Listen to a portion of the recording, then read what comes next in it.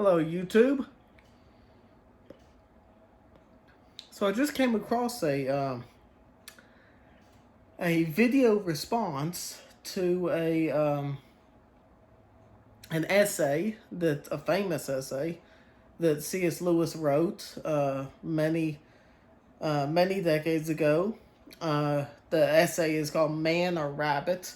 It's actually in this collection called "God in the Dock." It's a collection of essays. Um, this response video was posted by this gentleman called the Philosoglot. I think that's how you pronounce it.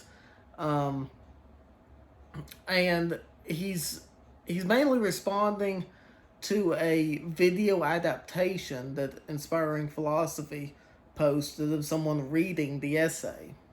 And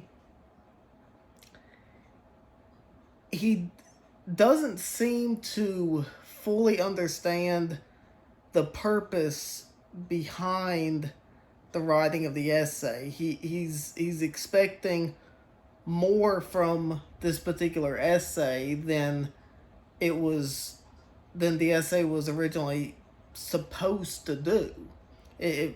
First of all, the essay is not supposed to be a lengthy apologetic for the Christian faith. But anyway, I just thought I would play some of his videos, and we'll get into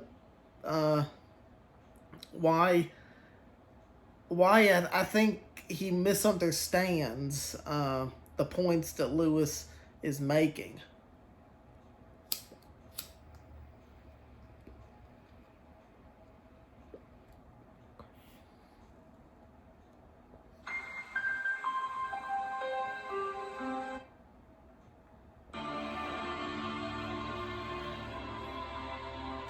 Can't you lead a good life without believing in Christianity?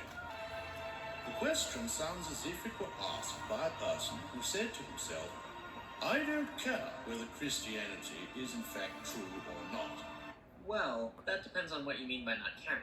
For example, I cannot care whether or not Christianity is true, so long as it is reasonable and there's enough evidence and enough reason to believe in it.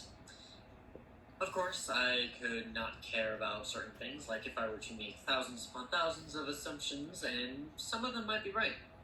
However, just because they're true doesn't mean it's reasonable to believe in them, and in that sense, I don't care whether or not they're true. And then again, there are people who... Okay, right there. Just want you to take note. He specifically says, let's go back. In that sense, I don't care whether or not they're true. And in that sense, he doesn't care whether or not they're true. That's his words. And again, there are people who, despite all the evidence, despite all the good reasons, still don't believe in certain things because they don't want to. They don't care. Kind of like how some people deal with evolution. Okay. And he says that there's other people who, despite all the evidence, they... let's run it back so it's... all the good reasons, still don't believe in certain things because they don't want to. They don't care. Again, there are people who, despite all the evidence, despite all the good reasons, still don't believe in certain things because they don't want to. They don't care. Kind of like how some people deal with evolution.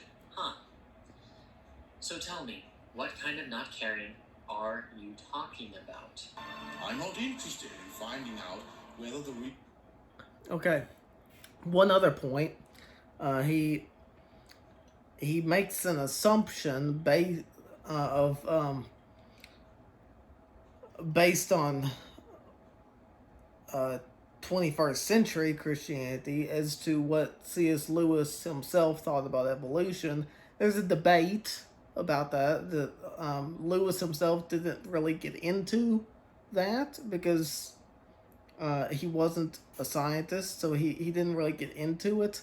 So we can't say one way or the other for certain. But one thing that we can say, Lewis did not believe that someone couldn't be a Christian and also believe in evolution, um, which I agree with. Like you can be a fully Orthodox Christian and still believe in evolution. Um, you may be wrong about it or whatever, but anyway, that's not an essential barrier to faith.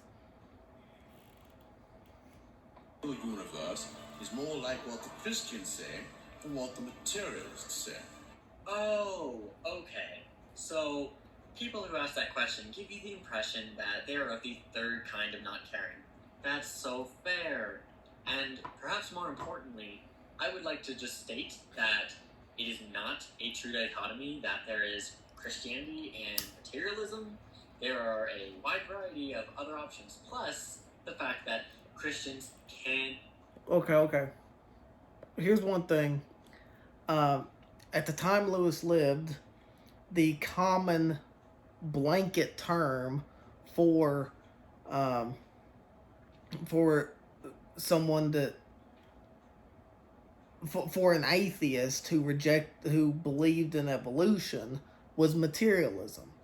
Um, that may be different nowadays in the 21st century, but in the mid 20th century, materialism was a common blanket term for uh, an atheist who believed in evolution. The materialists. All I'm interested in is leading a good life. You know, I have never met anybody who has told me they're just trying to live a good life. But even if someone did say that to me, why should I care? Why should anybody have to do better than their best? I'm going to choose belief. Okay. This beginning paragraph of Man or Rabbit, uh, Lewis is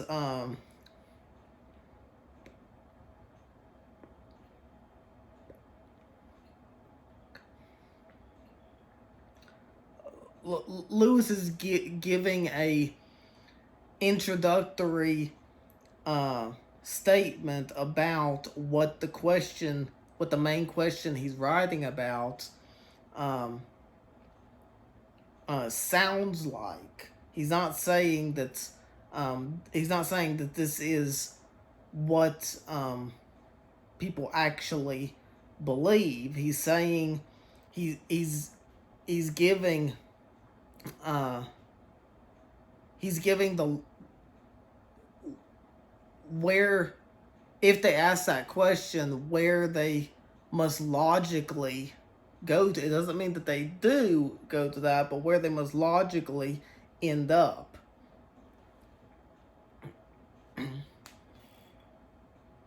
Not because I think them true, but because I find them helpful. I'm not trying to put words in your mouth, but was that supposed to be a refusal of pragmatism? Because if so, that was really, really weak. But if not, I still am unsure what you're trying to get at. After all, I'm not a molecular biologist. I don't study pharmacy. Okay, what Lewis is getting at, first of all, it doesn't help that it's this is in a video rather than the actual essay, because Lewis puts that statement in quotation marks. He says the question sounds as if it were asked by a person who said to himself. Now, it's very important that we make this clear. Sounds as if it were asked by a person who said to himself. Not that anybody has actually said this, but he's giving a logical statement of where the asking the question, can't you lead a good life without believing in Christianity? Where it's should logically lead.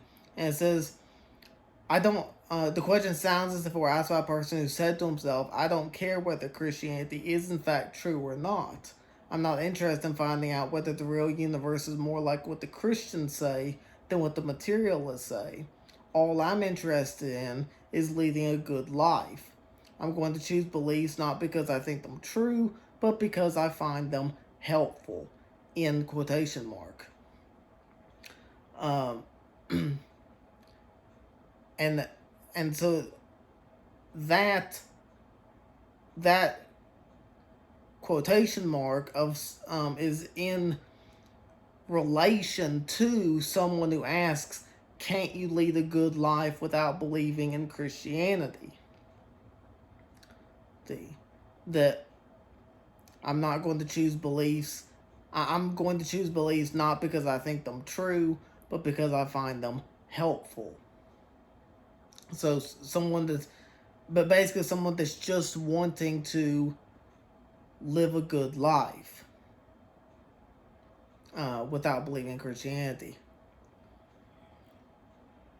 But if I get a headache, will I take a headache pill? Yes, I will. I will. But even though I do that, do I need to know how it works? Am I interested? One of the things that distinguishes man from the other animals is that he wants to know things, wants to find out what reality is like, simply for the sake of knowing. I would just like to point out that you didn't say all things, all people, all the time, or anything else that might encompass, allness. Just an observation. You never know when it might become useful. When that desire is completely quenched in anyone, I think he has become something less than human. I don't know your specific beliefs, but most Christians would say that God is omniscient, which would mean that his thirst for knowledge has been completely quenched. Are you implying he's less than human? No. No.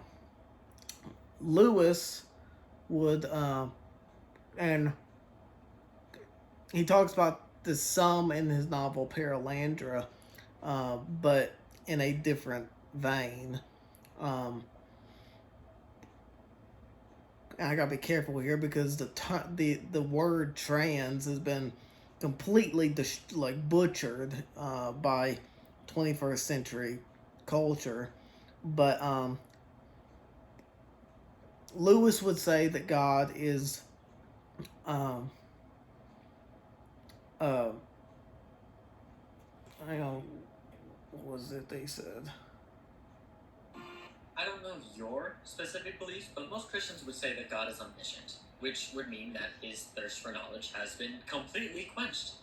Are you implying he's less than human? Yeah, okay. Lewis would say that God is transhuman, trans in the sense of more, that he's more than human. There's a difference. Because as humans we are not omniscient, and we are always like the one of the innate things that separates humans from animals is that we want to know things. And we want to know things because we're made in God's image, the image of the one who is omniscient. So when the desire to know things is quenched in a person who's not God, quenched in a mortal, then they become something less than human because they're getting further away from the one who's all-knowing, the one who's God. So, anyway. Christianity claims to give an account of facts. Yeah, Christianity claims to have the facts, but so do other religions. So one has to ask oneself how one differentiates between the claims of one religion from the claims of another. And I'm dying to know. Well, actually, no, I'm not dying to know. But there are some people who are dying to know. Tell you what the real universe. Okay. Again, he makes a mistake of misunderstanding the purpose of this essay. This essay is not meant to specifically prove Christianity true. It's just meant to show the error of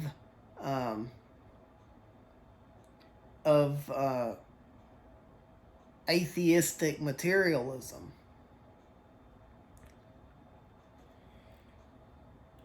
Like. Its account of the universe may be true, or it may not. And here we have false dichotomy number 2! Well, kind of. There are such things as relativists, and although I'm not one, some people are pretty good at making arguments for certain types of relativism, like moral relativism or weak relativism. So, I find it interesting that you pragmatically chose to talk about this only in the scope that the law of non-contradiction and the law of the excluded middle are universal in all cases, even though some would disagree. And once the question is really before you, then your natural inquisitiveness must make you want to know the answer. Yeah, you remember when I talked about how you never said any kind of all statement? That was for this statement here. There are people who are very interested in questions like, is there a God? Does life have meaning? If so, what is it? Questions like that. Then again, there are people who don't find money. Yeah, and the people who are genuinely interested, who want to know, even if they come to a different conclusion, they're still in the category of being human. Those who don't care, well, like C.S. Lewis says, they've become less than human. Interested in those kind of questions. And honestly, what does it matter? If Christianity is untrue, then no honest... Hang on. So what does it matter? It matters because if someone doesn't care about finding out the truth about anything, they've become less than human. As humans, we want to know things. We want to know things. Anyone who doesn't care has sunk to the level of an animal. They've sunk to the level that they've lost something of that image of God. Like, you know, someone like an atheist like Richard Dawkins, for example. Now, I obviously disagree with the conclusions that he's come to, but I have more respect for him than I do,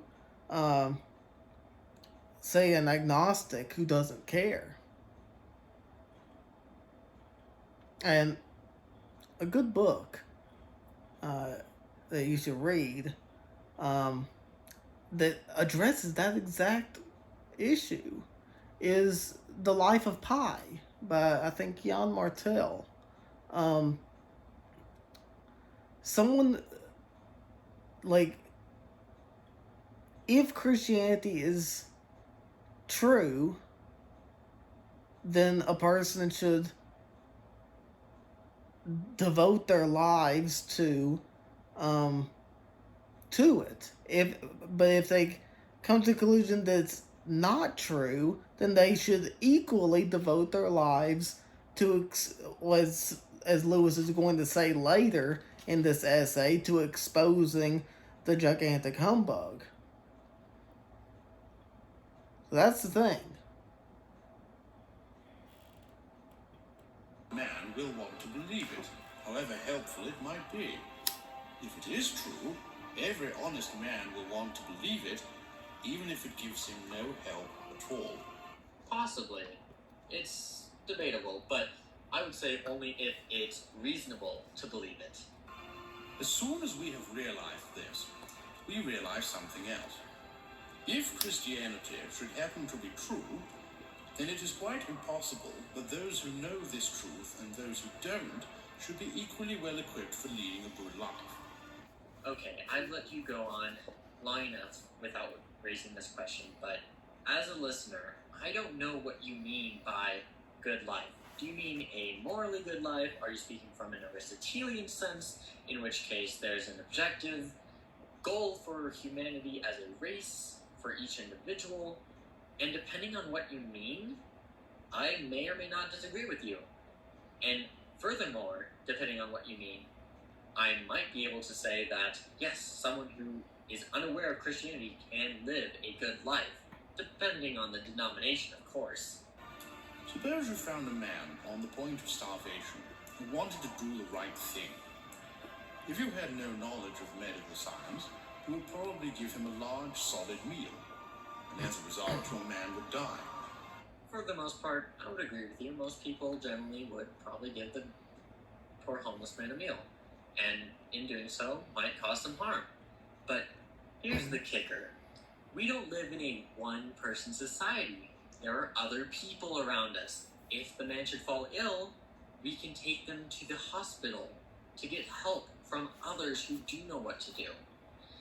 I think what you're trying to get at is...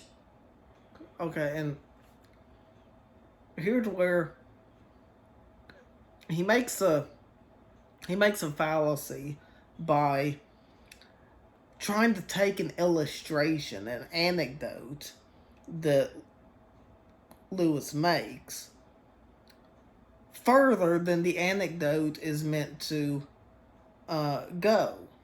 An anecdote is an anecdote. Lewis's anecdote about this is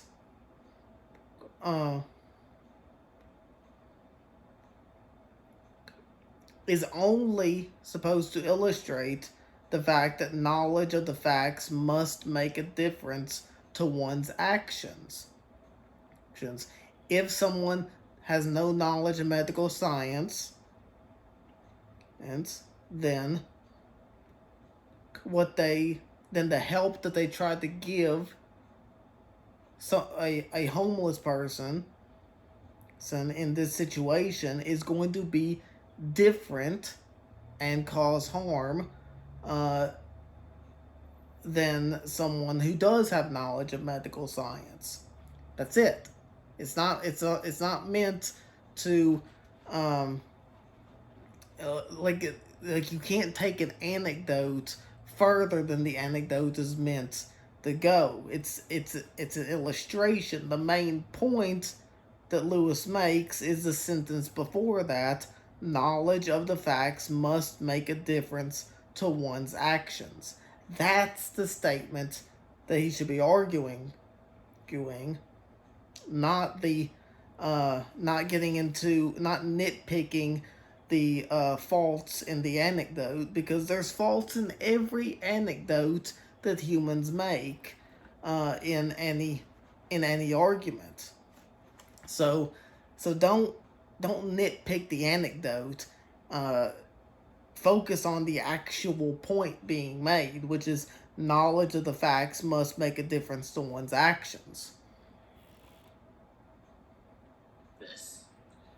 If we're not experts in things like philosophy, science, theology, we're going to come across very large problems from our ignorance. And yes, this happens, but I think you're overgeneralizing a lot. And you're nitpicking anecdotes. In the same way, a Christian and a non-Christian may both wish to do good to their fellow men. The one believes that men are going to live forever, that they were created by God, and so built that they can find their true and lasting happiness only by being united to God. The other believes that men are an accidental result of the blind workings of matter. accidental? I don't think scientists would say that it happened by accident, especially because accident implies intention. So you're already No.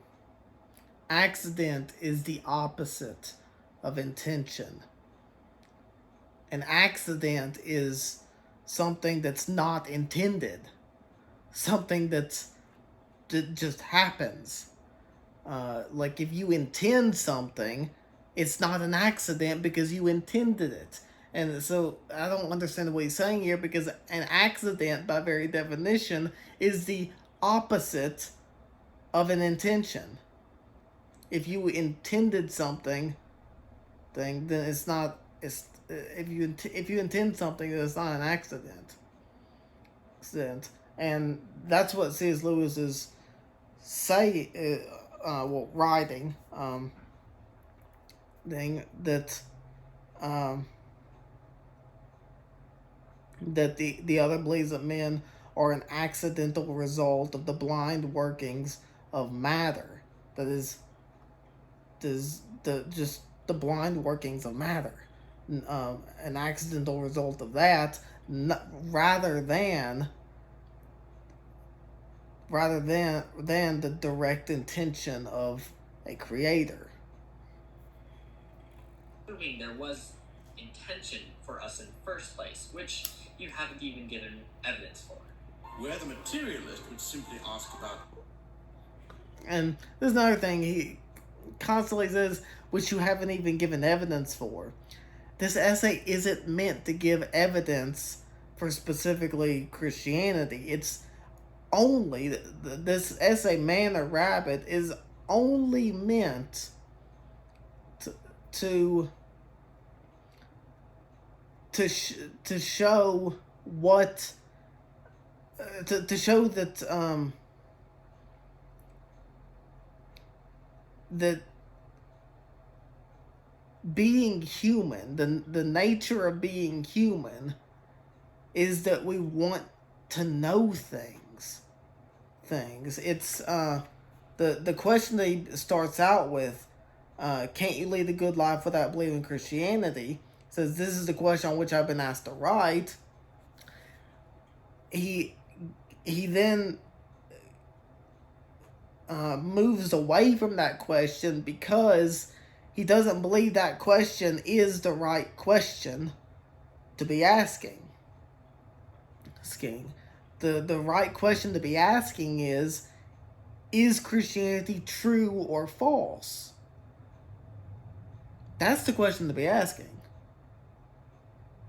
Like, can't you lead a good life without believing Christianity? It's like, who cares? Like, the question to be asking is this true or false? Proposed action. Will it increase the happiness of the majority?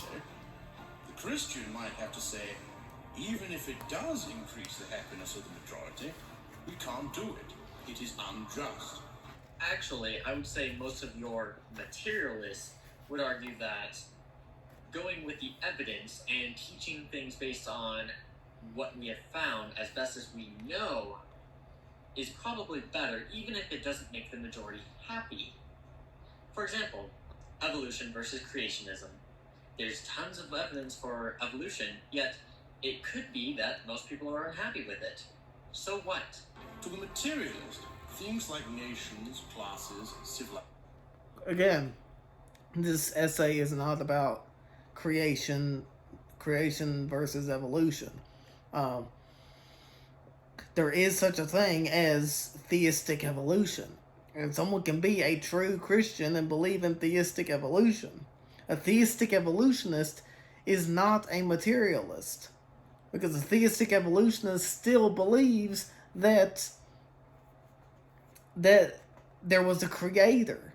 The theistic evolution does not believe in the blind workings of matter, as C.S. Lewis described. And again, that's not even what this essay is about. So he gets off on these tangents. must be more important than individuals, because the individuals live only 70 odd years each, and the group may last for centuries. But to the Christian, individuals are more important, for they live eternally, and races, civilizations, and the like are, in comparison, the creatures of the day. Ooh, this is right up my alley. I'm going to make a language analogy. Alright, so what you're saying is, as a Christian, you believe that words are more important than sentences because words make it into the dictionary and therefore are more eternal. But I would say that without sentences, words are pretty meaningless. I'm not saying that sentences are more important though, because without words, those are pretty, well, they're meaningless too. After all, they're just empty shells. So why should we have to decide between people and society when society is made up of people and ideally is for the people? Surely God, Okay, I gotta be honest with you. I have no idea what he just said there. like, like he attempts his own kind of anecdote, but he doesn't have the gift for anecdotes that C.S. Lewis had. Like, he's on the one hand he nitpicks C.S. Lewis's anecdotes, takes them further than they are meant to go, and then he gives this weird anecdote about words and sentences and like, I mean, if you're gonna make an anecdote, there needs to be some sort of relation, and humans aren't words or sentences. But hang on, let me just go back and the creatures of the day. Ooh, this is right up my alley. I'm going to make a language analogy. Alright, so what you're saying is, as a Christian, you believe that words are more important than sentences because words make it into the dictionary and therefore are more eternal. okay. So he's saying that based on what C.S. Lewis said, that Christians apparently believe that words are more important than sentences because words make it into the dictionary and are eternal. What relation is there between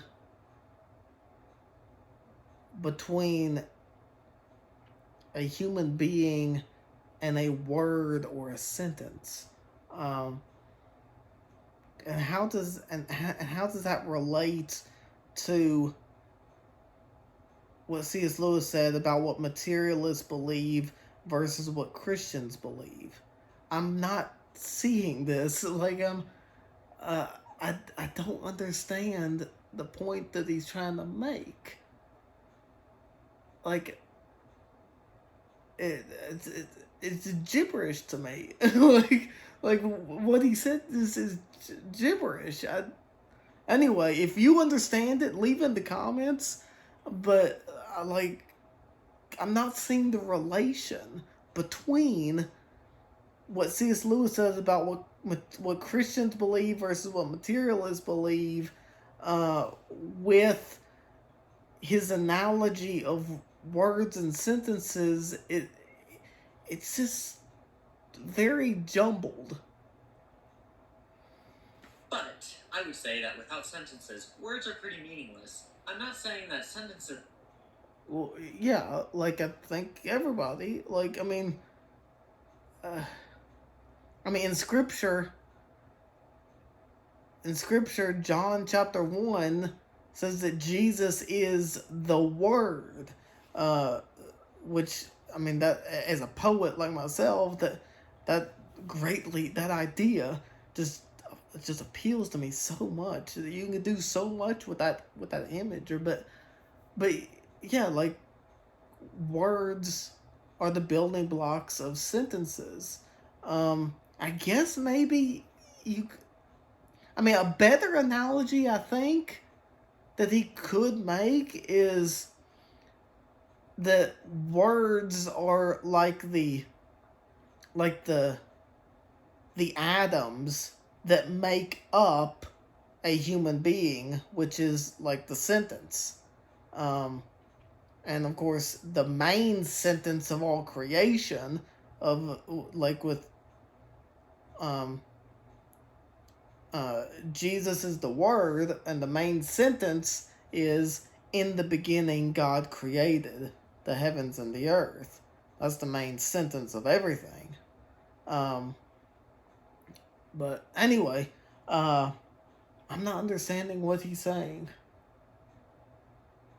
Are more important though, because without words, those are pretty, well, they're meaningless too. After all, they're just empty shells.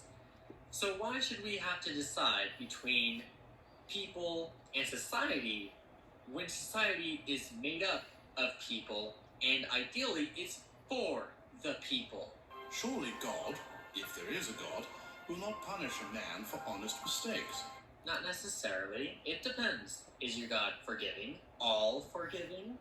Would he or she or it forgive, I don't know, not believing in said deity? Are we ready to round? Okay. Is God all forgiving?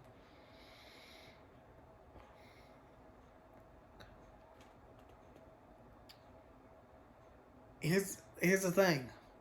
Scripture says that God is not willing that any should perish. He's not willing that any should perish. Now, God is eternal. He exists outside of time. So, if God ever has desired the salvation of any particular human soul, he will never, in an ultimate sense, cease desiring the salvation of that particular soul. He does give up, in a temporal sense, on certain people that continually reject, but in an eternal sense, he'll never ultimately cease desiring the salvation of anyone. And C.S. Lewis puts it really well in his book, The Great Divorce. I recommend you read that because he brings up the point. I believe he has his guy George MacDonald mention it, but he quotes Milton, John Milton, saying that Milton had it right when he said,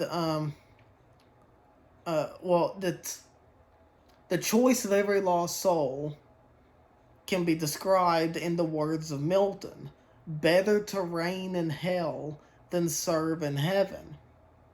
Those in hell are there because there is something they prefer to joy.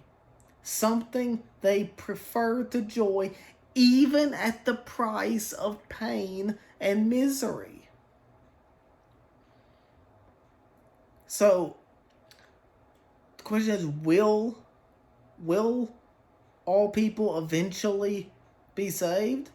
That's a question that can't be answered in a temporal sense. Anybody who remains in hell unrepentant is there because they're unrepentant and refuse to believe. There's something that they prefer to joy, even at the price of pain and misery.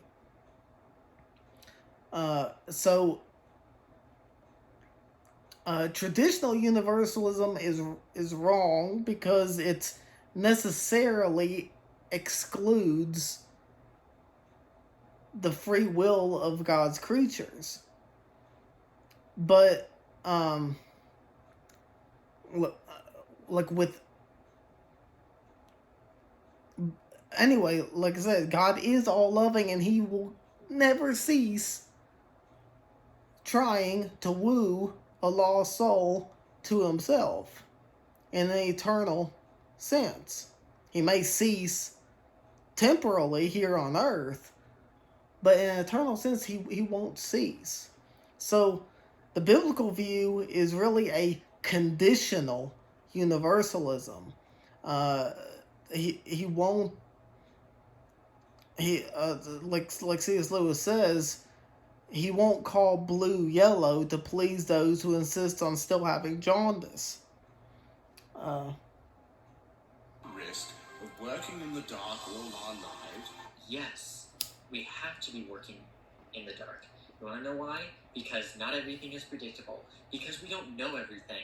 Every time you go in a car, you risk getting into a car crash. But yet, you do it. Why?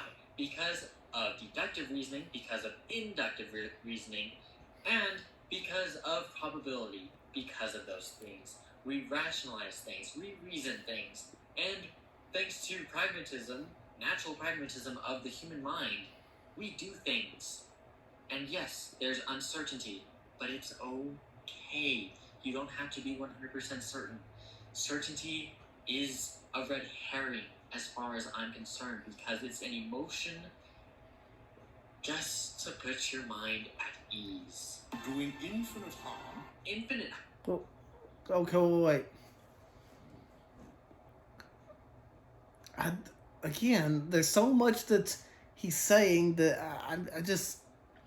I don't understand what, the point that he's that this guy's the Philosoglot,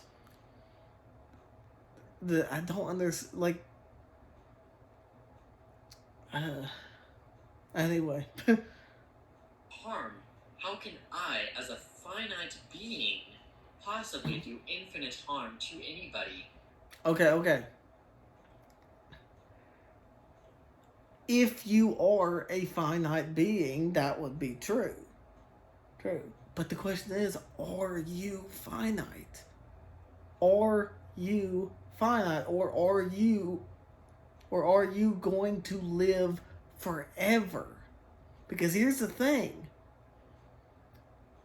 If Christianity is true and we are immortal creatures who are going to live forever somewhere, again, C.S. Lewis puts it so well in The Great Divorce. You really need to read that book, Philosoglot, if you ever watch this response video to your response. But C.S. Lewis puts it so well in The Great Divorce that lost my train of thought now.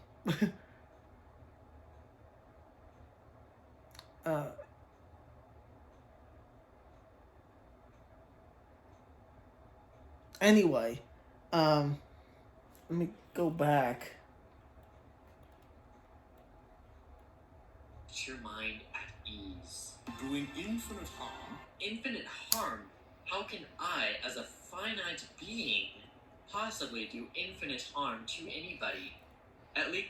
Oh, yeah. How can you do infinite harm to anyone as a finite being? Question is, are you an infinite being? I mean, are you a finite being, or are you infinite? Are you going to live forever? That's the real question. Are you going to live forever? And C.S. Lewis, as C.S. Lewis puts it in The Great Divorce,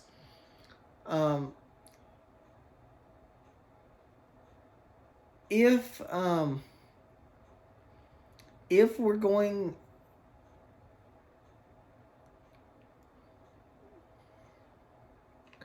well, I'm getting my thoughts jumbled up now. I've been recording for too long, but anyway,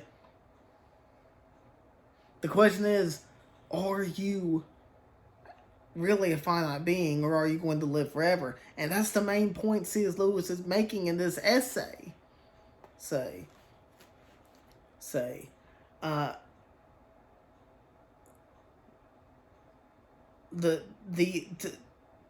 To be human is to possess the desire to know things, to want to figure out whether or not anything. In this case, what's being specifically talked about is Christianity, but but whether or not anything is true or not.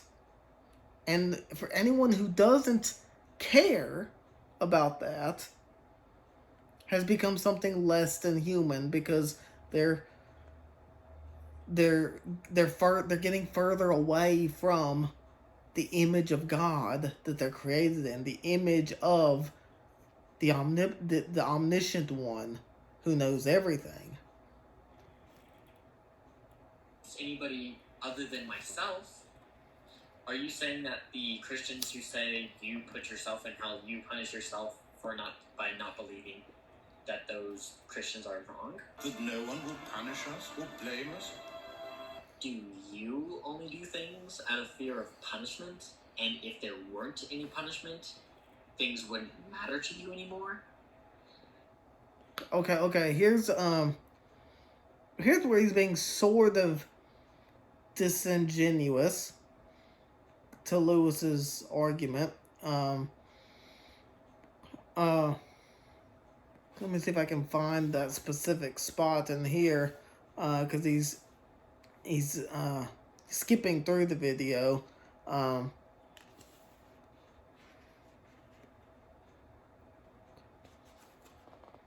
Yeah, right here.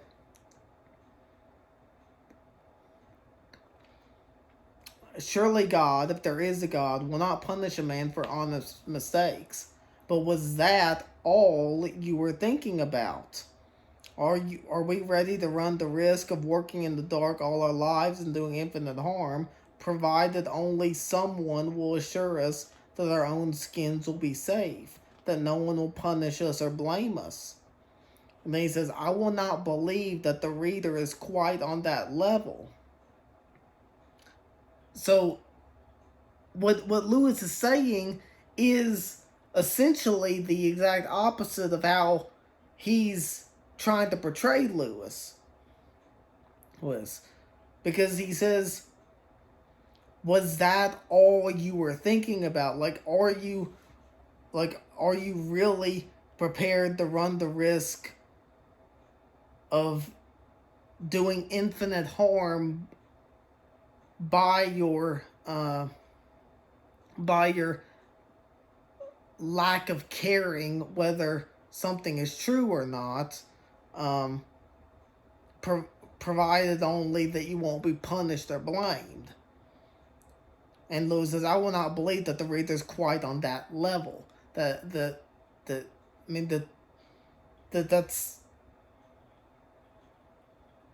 you shouldn't be like that. And yet he makes it sound like the opposite. So he's being a little disingenuous here.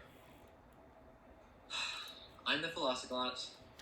There's part 2 right here. Click on it. You should probably watch the rest of this. You already started. Why not? I just separated them so that way the videos wouldn't be too long. So, enjoy! Okay. And I'll post a response to part 2 of his video shortly. This video has already gone on long enough. But anyway, he seems to have a fundamental lack of understanding of Lewis's purpose in writing this essay. If he was wanting something that's truly a hardcore defense of Christianity, or something, then that suggests that you look into some of Lewis's other writings, like Miracles is a great classic book that Lewis wrote on that. That's probably where I would suggest that he goes to if he wants more of that. This essay is only to spur people on, is only meant to spur people on toward truly actively being seekers of truth. Um, uh, and seekers of truth, and maybe even perhaps seekers of truth, uh, insofar as Emeth in the last battle was a seeker of truth. Emeth was a worshiper of Tash, but he was a true seeker of truth. Um, and and and God knew Emeth's heart. Aslan knew Emeth's heart. That's another key point in Scripture. The prophet Samuel, or maybe Nathan. No, I think it's no Samuel. Said that man looks on the outward appearance, but God looks on the heart. So, we can't always make a blanket judgment of someone in this life as to whether or not they will be whether or not they'll be condemned in eternity, because God looks on their heart and He knows where they are. He knows if they truly are seeking after truth. And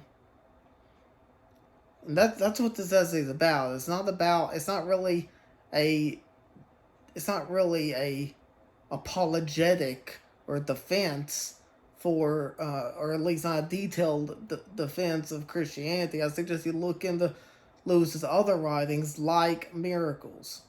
But anyway, this has been Michael Kelly.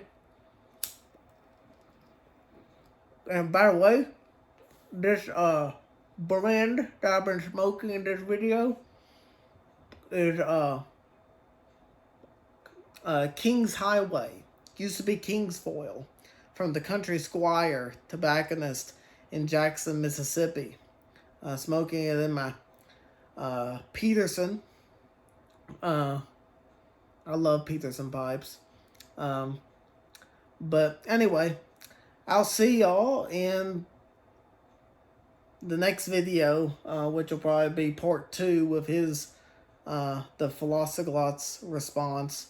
I'll see y'all later.